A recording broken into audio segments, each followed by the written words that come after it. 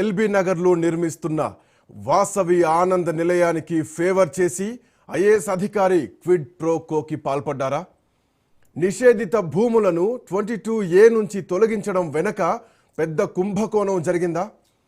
అమోయ్ కుమార్ వాసవి ఆనంద నిలయం వేసిన స్కెచ్లో ప్రొసీజరల్ ల్యాప్సెస్ వారిని పట్టించబోతున్నాయా?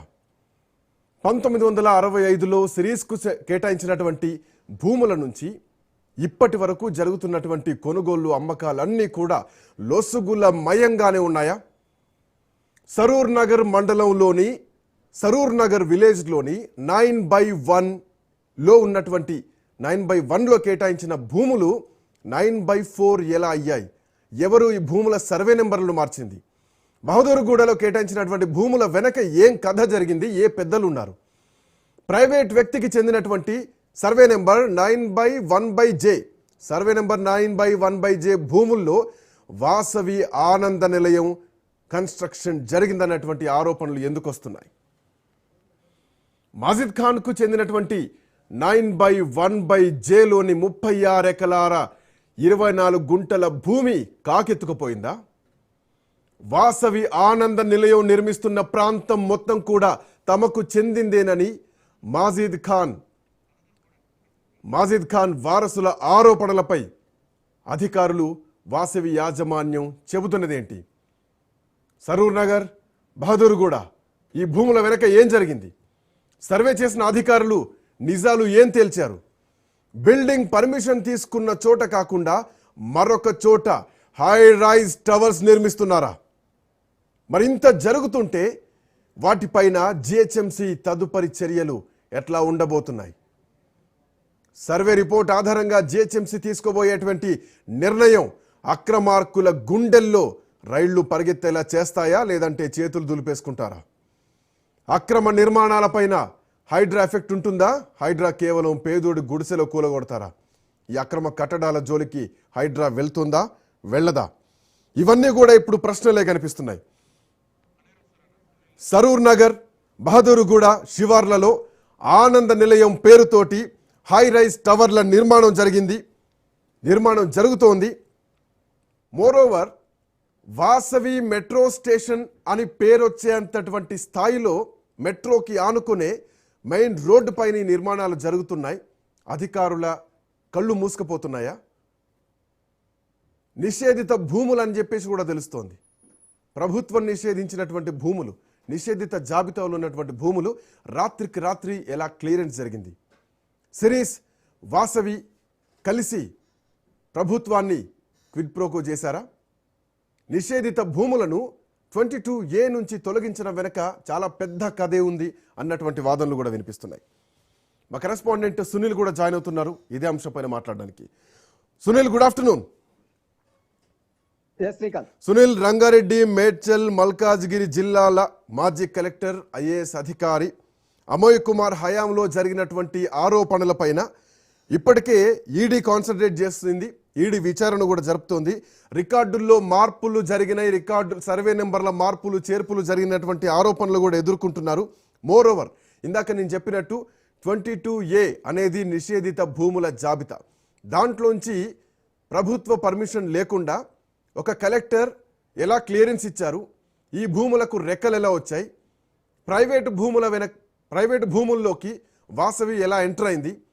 అమోయ్ కుమార్ పైన ఈరోజు కూడా విచారణకు ఆదేశాలు జారీ చేసినట్టు కొన్ని ఆరోపణలు, వార్తలు వినిపిస్తున్నాయి. సునీల్, ఏం జరిగింది? వాసవి వెనకాలన్నటువంటి బడ నేతలు ఎవరు? వాసవి ఎలా ఈ అక్రమ కట్టడాన్ని కడుతోంది? శ్రీకాంత్, నిషేధిత జాబితాలో ఉన్నటువంటి భూములను మొత్తం మీద డైవర్షన్ చేసి ఆ తర్వాత అక్కడ ఉన్నటువంటి పవర్ తో తనకు ఉన్నటువంటి అధికార దుర్వినియోగం చేసి మొత్తం కూడా అక్కడ సిరీస్ తో కలిసి మరోవైపు వాసవి ఆనంద నిలయంతో కలిసి ఇదంతా కూడా ప్రొసీజర్ ల్యాబ్స్ ని ఎక్కడ కూడా పాటించకుండా పెద్ద ఎత్తున అక్రమాలకు తావు తీశారనేది ప్రధానంగా కలెక్టర్ అమయ్ కుమార్ పై వస్తున్నటువంటి ప్రధాన ఆరోపణ. హైదరాబాద్ కు గుండెకాయ లాంటి ఎల్బీ నగర్, సరూర్ నగర్ ప్రాంతంలో ఉన్నటువంటి దాదాపు కొన్ని కోట్ల విలువైనటువంటి భూమితో పాటు బహదూర్గూడలో, మీరు అన్నట్టు బహదూర్గూడలో ఉన్నటువంటి సర్వే నెంబర్ 49లో ఉన్నటువంటి భూమి, ఇదంతా కూడా 1965లో నిషేధ జాబితాలో ఉంది. అప్పుడు సిరీస్ కి కేటాయించినప్పుడు కూడా అది ప్రొహిబిటెడ్ ల్యాండ్ కిందనే ఉంది. ఆ తర్వాత 2015లో వాళ్ళు అప్లికేషన్ పెట్టుకున్నారు. ఆ తర్వాత 2021లో సడన్ గా తెర మీదకి ఇటు శ్రీ వాసవి సంబంధించినటువంటి ఆనంద నిలయం సభ్యులు, ఆ తర్వాత సిరీస్ వీరిద్దరు కలిసి అక్కడ ఉన్నటువంటి కలెక్టర్ అమయ్ కుమార్ తో మొత్తం మీద సంప్రదింపులు జరిపి ఉటావుటిన నిషేధ జాబితాలో ఉన్నటువంటి భూములు ఏకంగా హైరైజ్ టవర్స్ వెలిసే విధంగా వచ్చాయంటే పెద్ద ఎత్తున ఈ విషయంలో అక్రమాలు జరిగాయనేది ఇప్పుడున్నటువంటి ప్రధానంగా వినిపిస్తున్నటువంటి ఆరోపణ. మనం గతంలో చూసాము, మన రాజ్ న్యూస్ కి సైతం బాధితులు అందరూ వచ్చి కంప్లైంట్ చేశారు, తమకు న్యాయం చేయాలంటూ కూడా రాజ్ న్యూస్ ని విజ్ఞప్తి చేసిన పరిస్థితి మనం గతంలో చూసాం. ఆ తర్వాత బాధితులు ఎవరైతే మాజిద్ ఖాన్ అనేటువంటి బాధితులు దాదాపు వారి దగ్గర నుంచి 36.24 ఎకరాల తన భూమిని మొత్తం కూడా ఆనంద నిలయం వారు వృతపరుచుకున్నారు, తమకు అన్యాయం చేశారంటూ కూడా రాజ్ న్యూస్ టీమ్ ని వారందరూ కూడా సంప్రదించిన పరిస్థితి మనం గతంలో చూసాం. ఇప్పటికైనా దీనికి సంబంధించిన విషయంలో తమకు న్యాయం చేయాలి, ఎలాంటి ప్రొసీజర్స్ ఫాలో కాకుండా నైట్ కు నైటే 2021లో వారు సంబంధించినటువంటి దరఖాస్తులు చేసుకుంటే వెంటనే అంటే నిషేధ జాబితాలో ఉన్నటువంటి భూమిని అదేవిధంగా రిజిస్ట్రేషన్ సంబంధించినటువంటి ప్రొహిబిటెడ్ ల్యాండ్ ని ఓన్లీ కలెక్టర్ మాత్రమే చేయాల్సిన అవసరం ఉంటుంది. కానీ రిజిస్ట్రేషన్ డీడ్ ఉన్నటువంటి వాటిని మాత్రమే సిసిఎల్, ఆ సచివాలయంలో ఉన్నటువంటి సిసిఎల్ అనే ఒక వ్యవస్థ ఉంటుంది. ఆ సిసిఎల్ కి ఒక డైరెక్టర్ ఉంటారు. ఆ డైరెక్టర్ తో పాటు రెవెన్యూ శాఖ సంబంధించిన అధికారులు, ఒక మంత్రుల బృందము పూర్తిగా కమిటీ రివ్యూ చేసిన తర్వాత ఒక జీవోని తీసుకుంటుంది. ఆ జీవో విడుదల చేసిన తర్వాత మళ్ళీ కలెక్టర్ కి ఆర్డర్స్ ఇస్తుంది. ఇది ప్రొవిజనల్ ల్యాండ్, దాన్ని ప్రభుత్వం పరిశీలించింది. ప్రభుత్వం పరిశీలించిన తర్వాత నాన్ ప్రొవిజనల్ లకి తీసుకెళ్లిన తర్వాత వారికి అవకాశాలు కల్పించవచ్చు అనేటువంటి సునీల్ దీంట్లో మీరు అన్నటువంటి దాంట్లో ఇంకొక లైన్ కూడా కనిపిస్తోంది. ఎస్, మీరు అన్నట్టు రాజ్ న్యూస్ కి బాధితులు వస్తున్నారు, వాళ్ళు మాట్లాడుతున్నారు, పూర్తి ఎవిడెన్స్లు ఉన్నాయి కాబట్టే ఈరోజు ఈ కథనం ప్రసారం చేస్తున్నాం స్పష్టంగా. మరోవర్ ఇది నిషేధిత భూమి, ఖచ్చితంగా ప్రభుత్వమే దీన్ని నిషేధిత జాబితాలో చేర్చింది.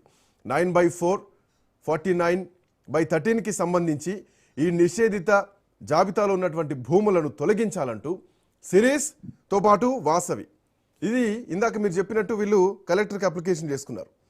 బట్ ఇందులో విచిత్రం ఏంటంటే డిఎల్సి అంటే డిస్ట్రిక్ట్ లెవెల్ కమిటీ మీటింగ్ ఒకటి ఏర్పాటు చేయాలి. ఎట్లాంటి మీటింగ్ లేకుండా ఒక్క రోజులోనే ఆ మీటింగ్ నిర్వహించేసి ఇక అదే ఫైనల్ అయిపోయిందని చెప్పేసి అప్పుడు కలెక్టర్గా ఉన్నటువంటి అమయ్ కుమార్ ఆ ఫైల్ను క్లియర్ చేశారు. సో ఇప్పుడు ఈ లెక్కను చూస్తే ప్రొహిబిషన్ ల్యాండ్లో ఉన్న నిషేధిత జాబితాలో ఉన్నటువంటి భూములను ఎవరైనా కొనొచ్చు, అమ్మొచ్చు. బట్ ద పాయింట్ ఏంటంటే దీంట్లో ఇంకొక ప్రధానమైనటువంటి ఎలిగేషన్ కూడా కనిపిస్తున్నాయి. ఈ భూములను అమ్మడానికి కానీ కొనడానికి కానీ లేదు. వాస్తవానికి 1965లో సిరీస్కు కేటాయించినటువంటి ఈ భూములు కేటాయించినప్పుడు ఇక్కడ రిజిస్ట్రేషన్ జరగలేదు, కేవలం డీడ్ ఆఫ్ అగ్రిమెంట్ మాత్రమే జరిగింది. బట్ రిజిస్ట్రేషన్ లేకుండా కేవలం డీడ్ ఆఫ్ అగ్రిమెంట్ మీదనే ప్రభుత్వం నుండి రిజిస్ట్రేషన్, అంటే ప్రభుత్వం ఏం చేయాలంటే ఈ భూమి ఆ సంస్థకు రిజిస్ట్రేషన్ చేయడానికి లేదు. కలెక్టర్లు నిషేధిత జాబితాలో అప్పటికే ప్రభుత్వం దీన్ని పెట్టింది. ఇది మళ్ళీ ప్రభుత్వం తీసుకోవడానికి ఉంటుంది కానీ రిజిస్ట్రేషన్ చేసేటువంటి పరిస్థితులు ఉండవు. అయినా కానీ ఒక్కరోజు మీటింగ్లోనే ఏం జరిగింది అంటే పెద్దోళ్ళు తలుచుకుంటే ప్రభుత్వాలను మేనేజ్ చేయగలుగుతారా? లేని సర్వే నెంబర్ను చూయించి సర్వే నెంబర్లను మార్చి అక్కడ హైరైజ్ బిల్డింగ్స్లో కట్టుకోవడానికి అవకాశాలు ఇస్తారా? ఎట్లా చూడొచ్చు సునీల్? మనం చూడొచ్చు, రిజిస్ట్రేషన్ ఉంటేనే ప్రొహిబిటెడ్ ల్యాండ్స్ పై అటు కలెక్టర్ కు అధికారం ఉంటుంది. కానీ అన్రిజిస్టర్డ్ సంబంధించిన విషయంలో అది సిసిఎల్ కి, సచివాలయంలో ఉన్నటువంటి సిసిఎల్ లో కమిటీ ఉంటుంది. ఆ కమిటీ భేటీకి కావాలి. ఆ కమిటీలో రెవెన్యూ శాఖ అధికారులు ఉంటారు, రెవెన్యూ శాఖ మంత్రులు ఉంటారు. మంత్రులు కీలక నిర్ణయం తీసుకున్న తర్వాతనే మళ్ళీ జీవోని విడుదల చేసి ఆ తర్వాత దీన్ని ప్రొహిబిషన్ ల్యాండ్ ని నాన్ ప్రొహిబిషన్ లోకి తీసుకొచ్చే అవకాశం అయితే ఖచ్చితంగా ఉంటుంది. కానీ ఎక్కడ కూడా అది సిసిఎల్ కి పంపలేదు. కలెక్టర్ ఏకపక్షంగా నిర్ణయం తీసుకున్నారు అమయ్ కుమార్. ఆ తర్వాత దాన్ని 22A కింద కన్వర్ట్ చేసి దీన్ని సిరీస్ తో పాటు అక్కడ ఉన్నటువంటి ఆనంద నిలయానికి కేటాయించడం, ఆ తర్వాత వెంటనే హైరేజ్ బిల్డింగ్ రావడం. ఇప్పుడు మనం ఎల్బీ నగర్ ప్రైమ్ 9 ఏరియా, అదంతా కూడా ఎల్బీ నగర్ అంటే హైదరాబాద్ కు గుండెకాయ లాంటి జాతీయ రహదారికి ప్రధాన అడ్డగా ఉంటున్నటువంటి ఏరియాలో హైరేజ్ బిల్డింగ్. సునీల్, ఒక మెట్రో స్టేషన్ కే వాసవి మెట్రో స్టేషన్ అని పేరు పెడుతున్నారంటే ఆ ప్రాంతం ఎంత మార్కెట్ వాల్యూ, ఎంత హార్ట్ ఆఫ్ ది సిటీ అర్థం చేసుకోవచ్చు మనం. ఎస్ ఖచ్చితంగా మీరు అన్నట్టు ఒక మెట్రోకే ఆనంద నిలయం అనే పేరు పెడుతున్నారంటే అక్కడ ఉన్నటువంటి ప్రైమ్ 9 ఏరియా ఏ విధంగా ఉందో దీన్ని చూస్తే మనకు చాలా స్పష్టంగా అర్థమవుతుంది. కాబట్టి అమయ్ కుమార్ పై కూడా గతంలో అనేక ఆరోపణలు పడ్డాయి. భూదాన్ విషయంలో సుప్రీంకోర్టు అటు హైకోర్టు కూడా చాలా చివాట్లు పెట్టింది. మరోవైపు ఈడీ అతనిపై కేసు నమోదు చేసుకుంది. ఇప్పటికే దాదాపు 4 సార్లు ఈడీ విచారణకు హాజరయ్యారు.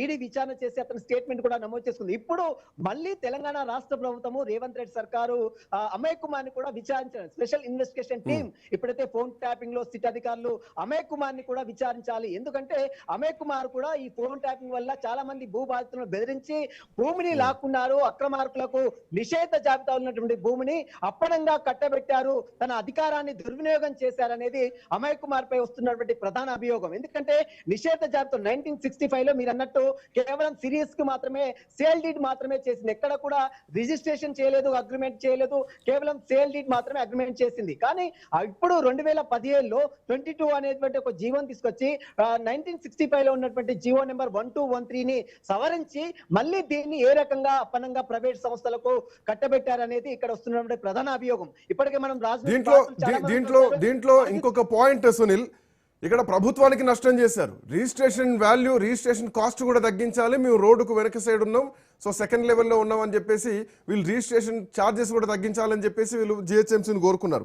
ఇక్కడ పాయింట్ ఏంటంటే నిషేధిత జాబితా నుంచి తొలగించాలంటే నేరుగా కలెక్టర్కు అధికారం ఉంటుందా, సిసిఎల్ఏకు వీళ్ళు పంపించాలా, సిసిఎల్ఏ పర్మిషన్ తీసుకోవాలా, సిసిఎల్ఏ కమిషనర్కి మాత్రమే ఉంటుంది, అది కూడా ప్రభుత్వం నుండి పర్మిషన్ తీసుకొని మాత్రమే జీవోలు ఇవ్వాలి as per rule, as per protocol చూసుకుంటే కనుక. At the same time Amoy Kumar కలెక్టర్గా ఉన్న కలెక్టర్ సిసిఎల్ఏకి ఇవ్వాలి, వాసవి సిసిఎల్ఏకి ఇవ్వాలి. ఖచ్చితంగా వీళ్ళు సిసిఎల్ఏకి పోయిన తర్వాతనే వీళ్ళు కన్స్ట్రక్షన్ పోవాలి. ఇద్దరు కలిసి ప్రభుత్వానికి నష్టం చేశారు. 100 కోట్ల రూపాయల నష్టం ఈరోజు ప్రభుత్వానికి జరిగింది. ఇదొక వాదన కూడా కనిపిస్తోంది కదా.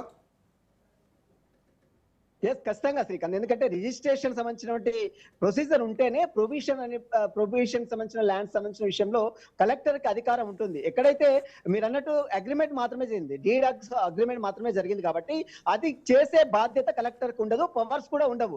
అది చేయాల్సిన బాధ్యత సిసిఎల్ కు ఉంటుంది. కలెక్టర్ కు ఫిర్యాదు వస్తే అది సిసిఎల్ కి పంపాలి, సిసిఎల్ దాన్ని పరిశీలిస్తుంది, దీన్ని కమిటీలో పెడుతుంది, రివ్యూ కమిటీ ఉంటుంది. రివ్యూ కమిటీలో రెవెన్యూ శాఖ అధికారులు ఉంటారు, రెవెన్యూ మంత్రులు ఉంటారు.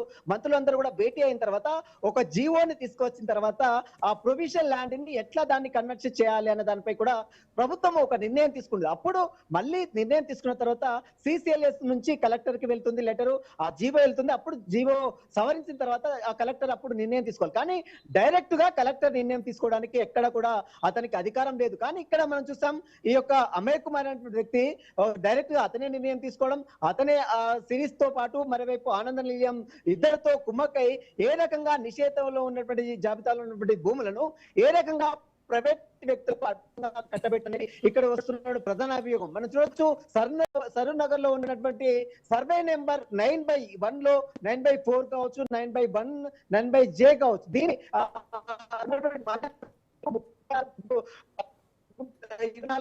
ఇప్పుడు ఆ భూమి ఎక్కడ కూడా కనిపించలేదు. తమ భూమిలో హైరేజ్ బిల్డింగ్ ఏ విధంగా అనేది మీరు అన్న ప్రశ్నకు జిహెచ్ఎంసీ సమాధానం చెప్పుద్దా, రెవెన్యూ శాఖ సమాధానం చెప్పుద్దా, పొంగులేటి సమాధానం చెప్తారా? అసలు ఏం జరుగుతుంది? భూములు గద్దల్లాగా దన్నుకపోతుంటే రెవెన్యూ డిపార్ట్మెంట్ ఏం చేస్తోంది, మంత్రివర్గ వ్యవస్థ ఏం చేస్తోంది, జిహెచ్ఎంసీ ఏం చేస్తోంది? ఇవన్నీ కూడా ప్రశ్నలే కనిపిస్తున్నాయి. సునీల్, ఇక్కడ పాయింట్ ఏంటంటే ఇందాక మీరు అన్నట్టు పర్మిషన్లు తీసుకున్నది సరూర్ నగర్ ప్రాంతంలో, దట్టు 9/4.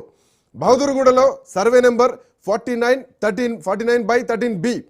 అయితే వీటితో పాటు 9/4తో పాటు 9/8 సర్వే నెంబర్, అట్లాగే సర్వే నెంబర్ 49/13Bతో పాటుగా 49/14, 49/14లో కూడా నిర్మాణాలు కొనసాగుతున్నాయి అని చెప్పింది ఎవరో కాదు, సర్వే రిపోర్టే చెప్పింది.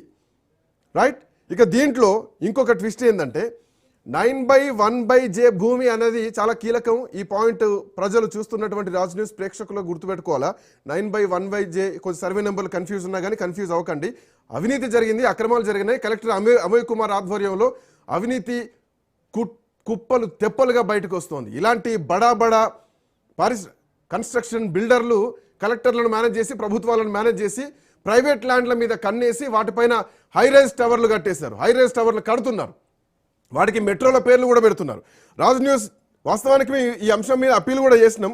దీనికి సమాధానం చెప్పాలని చెప్పేసి గతంలో ప్రోమోలు రిలీజ్ చేసాం, గతంలో కథనాలు కూడా వేసాం. దీనికి సంబంధించి వాసవి వాళ్ళను కోరాం, తో పాటు జిహెచ్ఎంసీకి కూడా మేము మెయిల్ చేయడం జరిగింది రాజ్ న్యూస్. ఇప్పటి వరకు రెస్పాన్స్ లేదు. We are still appealing. ఖచ్చితంగా దీనిపైన సమాధానం ఇవ్వాలి. రండి రాజ్ న్యూస్ వేదిక పైన, బాధితులు కూడా మాట్లాడడానికి సిద్ధంగా ఉన్నారు. ఖచ్చితంగా దీనిపైన చర్చ చేద్దాం. ఎన్ని వందల కోట్లు, వేల కోట్ల రూపాయల అవినీతి జరిగిందన్నది ఈడీ బట్టబయలు చేయాల్సినటువంటి అవసరం ఉంది. అమోయ్ కుమార్ అవినీతి పైన విచారణ జరిపించాలని గతంలోనే చాలా మంది బాధితులు బషీర్బాగ్లో ఉన్నటువంటి ఈడీ ఆఫీస్కి పోయారు. రంగారెడ్డి జిల్లా వట్టినావులపల్లితో పాటు ఆ వట్టినావులపల్లిలో ఉన్నటువంటి శంకర్ హిల్స్ ప్లాట్స్ పర్చేస్ ఎవరైతే ఉన్నారో ఆ వెల్ఫేర్ అసోసియేషన్ సభ్యులు వాళ్ళంతా కూడా ఈడీ కంప్లైంట్ చేశారు. 1983లో రంగారెడ్డి జిల్లా గండిపేట దగ్గర వట్టినావులపల్లిలో 400 ఎకరాల్లో 3,333 ప్లాట్లు మేము కొనుగోలు చేసినామని చెప్పి అసోసియేషన్ చెప్తే అవి మొత్తం కూడా వేరే వాళ్ళ మీద రిజిస్ట్రేషన్ చేసేశారు అని వాళ్ళు వెళ్ళి ఈడీ ఆఫీస్ కంప్లైంట్ చేశారు. అమోయ్ కుమార్ మీద ఈరోజు కూడా ఆరోపణలు వస్తున్నాయి. ఈడీ దీనిపైన సీరియస్ యాక్షన్ తీసుకోవాలంటూ కూడా ఇప్పటికే విచారణలు జరపాలన్నట్టు కూడా వాదనలు వినిపిస్తున్నాయి. అయితే సునీల్, ఇక్కడ ఒక ప్రశ్న కనిపిస్తోంది. మళ్ళీ సర్వే నెంబర్లతోటే మాట్లాడుకుందాం. 49/13Bతో పాటు 49/14లో నిర్మాణాలు కొనసాగుతున్నాయని ఇందాక నేను చెప్పినట్టు సర్వే రిపోర్ట్ చెప్తోంది. 9/1/J భూమినే 9/4గా చూపిస్తున్నారు, 9/5గా చూపిస్తున్నారు, 9/8గా చూపిస్తున్నారు. ఇట్లా భూములను ఒరిజినల్ సర్వే నెంబర్ని వదిలేసి వేరే సర్వే నెంబర్లతోటి గతంలో సిరీస్ కేటాయించినటువంటి భూమి సర్వే నెంబర్లనే ఈ సర్వే నెంబర్లను చూపించేసి ఇందులోనే కన్స్ట్రక్షన్ అవుతున్నాయి. సిరీస్కి కేటాయించింది 9/4 కాదు, 9/1. 9/1, 9/4 ఎట్లా అయిందన్నదే ఈరోజు రాజ్ న్యూస్ అడుగుతున్నటువంటి ప్రశ్న బాధితుల పక్షాన. అప్పుడు సిరీస్ కేటాయించింది 9/1, ఓన్లీ 9/1. అది 9/4కి ఎట్లా మారింది? 2015లో ఈ వ్యవహారాలన్నీ గుర్తించి ఈ సర్వే నెంబర్లను రిజిస్ట్రేషన్ డిపార్ట్మెంట్లోకి వచ్చేటువంటి ప్రొహిబిషన్ లిస్ట్లో చేర్చేసింది. అంటే ఇవి నిషేధిత భూములు, వీటిని క్రయ విక్రయాలు జరపకూడదు అనేది 22A చట్టం కింద దీన్ని నిషేధిత జాబితాలో పెట్టారు. రాత్రికి రాత్రే అమోయ్ కుమార్ కలెక్టర్ అయిన తర్వాత ఈ భూములకు రెక్కలు వచ్చేసినాయి. వాసవి వాళ్ళు రిక్వెస్ట్ చేయడం, సిరీస్ రిక్వెస్ట్ చేయడం, రాత్రి ఒక మీటింగ్ కండక్ట్ చేయడం, వదిలేయడం. యాజ్ పర్ రూల్ జరగలేదు. సో ఇక్కడ ప్రొహిబిషన్ లిస్ట్లో ఉన్నటువంటి భూమి రాత్రికి రాత్రి ఎట్లా రెక్కలు వచ్చినాయి? ఈ లీలలు బయటికి ఎట్లా రావాలి సునీల్?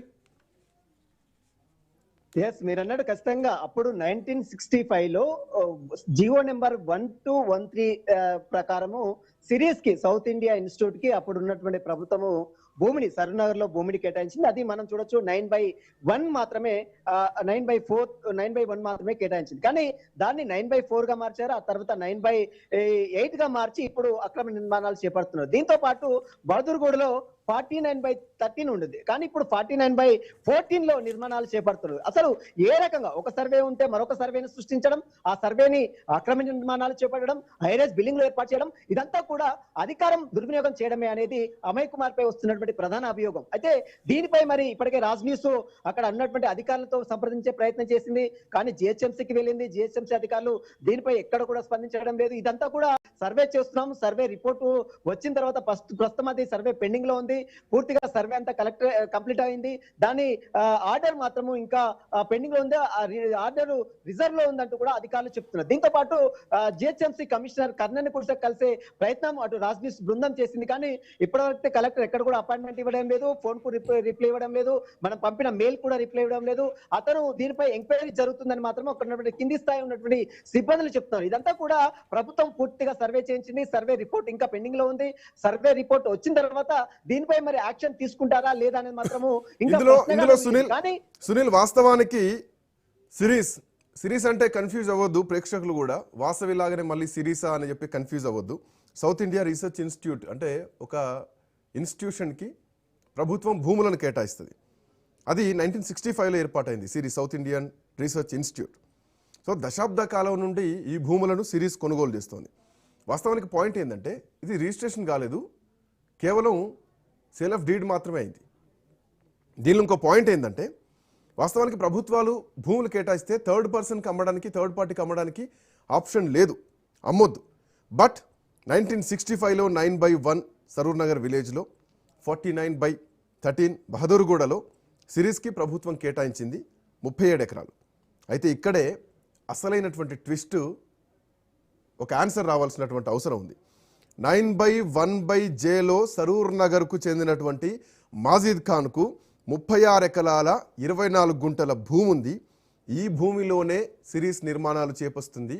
ఈ భూమినే సర్వే నెంబర్లు మార్చి చూపిస్తే మా భూమిలో హైరైజ్ టవర్స్ కడుతున్నారని చెప్పేసి మాజిద్ ఖాన్ వారసులు ఆరోపిస్తున్నటువంటి అంశం. అసలు ఈ భూములు నిజాం కాలం నుంచి వాళ్ళ ఆధీనంలో ఉన్నాయి, వాళ్ళ దగ్గర మా దగ్గర డాక్యుమెంట్స్ ఉన్నాయని చెప్పేసి వాళ్ళు పహానీలు చూపిస్తున్నారు, డాక్యుమెంట్స్ అన్నీ చూపిస్తున్నారు.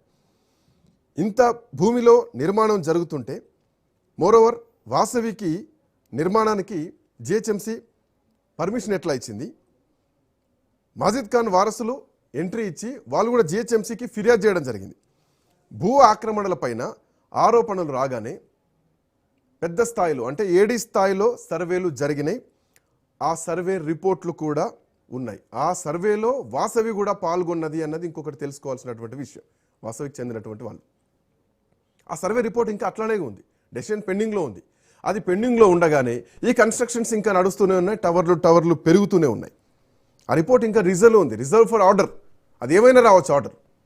బట్ ఈలోపే కన్స్ట్రక్షన్స్ నడుస్తున్నాయి అన్నది పాయింట్. బట్ ఇక్కడ బిగ్ క్వశ్చన్ ఏంటంటే ఈ పూర్తి కథనంలో 9/1/J అనేటువంటి భూమి, ఆ సర్వే నెంబర్లో ఉన్నటువంటి భూమి ఎక్కడుంది? ఇదే క్వశ్చన్ బాధితులు అడుగుతున్నారు. వాళ్ళకి భూమి ఉంది, మరి ఆ భూమి ఎక్కడుంది? ఆ భూమినే సర్వే నెంబర్లు మార్చి సిరీస్ కేటాయించారా, వాసవికి కేటాయించారా? సమాధానం దీనిపైన రావాలి. జిహెచ్ఎంసీకి రాజ్ న్యూస్ మెయిల్ చేసింది, వాసవికి కూడా మెయిల్ చేసింది. మేము రమ్మన్నాం, డిబేట్లో రండి, పార్టిసిపేట్ చేయండి అని చెప్పాం. వాళ్ళు రెస్పాండ్ అవ్వలేదు. 9/1 అనేటువంటి సర్వే నెంబర్ గల భూమి 9/4గా ఎలా మారింది? నెంబర్లు మారుతూ కన్స్ట్రక్షన్ ఎట్లా పోయింది? అటు ప్రభుత్వ భూమి, ఇటు ప్రైవేటు భూమి ఎక్కడ పోయింది? 9/1లో కేటాయించినటువంటి భూమి 9/8లో కూడా సిరీస్కి వాసవికి ఎట్లా వచ్చింది? 9/1లో ఉండాల్సిన వాళ్ళు 9/5 సర్వే నెంబర్లోకి ఎలా వచ్చారు? అంత ఈజీ కాదు. వందల వేల కోట్ల విలువ చేసేటువంటి భూమి సర్వే నెంబర్లు మార్చుతూ ఎలా ఆక్యుపై చేసుకుంటున్నారు? హైదరాబాద్లో ఆకాశ హార్మ్యాలు కడుతున్నారు. ఆ భూముల వెనకాల ఏం జరుగుతోంది? ఏం క్విడ్ ప్రోకో జరిగింది?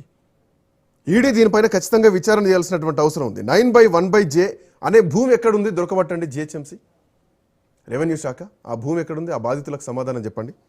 ప్రభుత్వాలు ఇష్టానుసారంగా దారాదత్తం చేసుకుంటా ఉంటే, పెద్దోళ్లకు పేదోడి భూములు కట్టబెడతా ఉంటే ప్రజలు ఎక్కడ పోవాలా? పేదోడు ఎక్కడ పోవాలా? ఇదే రాజ్ న్యూస్ ప్రశ్నిస్తోంది. మేము మెయిల్ చేసాం జిహెచ్ఎంసీకి, నో సమాధానం. అమోయ్ కుమార్ పైన ఇప్పటికే ఆరోపణలు ఉన్నాయి. దీనిపైన ఈడీ ఎట్లా రియాక్ట్ అవుతుంది? ఈ భూములకు సంబంధించి జిహెచ్ఎంసీ ఎట్లాంటి రియాక్షన్ వస్తుంది? వేచి చూడాలి. That's all for now. Next updates continue అయితే. Keep watching Raj news.